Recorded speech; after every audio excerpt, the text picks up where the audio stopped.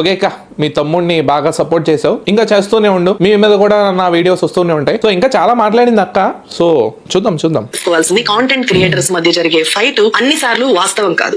చాలా సార్లు అది నంబర్ గేమ్, చాలా సార్లు అది వ్యూవర్షిప్ గేమ్. ఇక్కడ ఏమైపోయిందంటే, ఇప్పుడు ఏదైతే మనం అగైన్స్ట్ గా వెళ్ళామో అన్వేషణకి, దాని వ్యూవర్షిప్ గేమ్ అంటున్నారు. అసలు ఇక్కడ వ్యూవర్షిప్ గేమ్ అనేసి ఎక్కడ అనిపించలేదా నాకు? అంటే ఎవరి ఒపీనియన్ వాళ్ళు చెప్తున్నారు. ప్రతి ఒక్క ఇన్ఫ్లుయెన్సర్ నోరు తెరిచి మాట్లాడుతున్నారు. రోజు రోజుకి ఒకళ్ళు బయటకు వచ్చి ఇది తప్పు నా అన్వేషణ అంటున్నారు. ప్రతి ఒక్కరు వ్యూవర్షిప్ కోసమే చేస్తున్నారా? లేదు కదా. ఎట్లా ఉంటదంటే, మాకెలా అనిపిస్తుందంటే, మన అమ్మను ఒకళ్ళు తిట్టారా, మనం ఏదైనా చేసి వాడికి బుద్ధి చెప్పాలరా.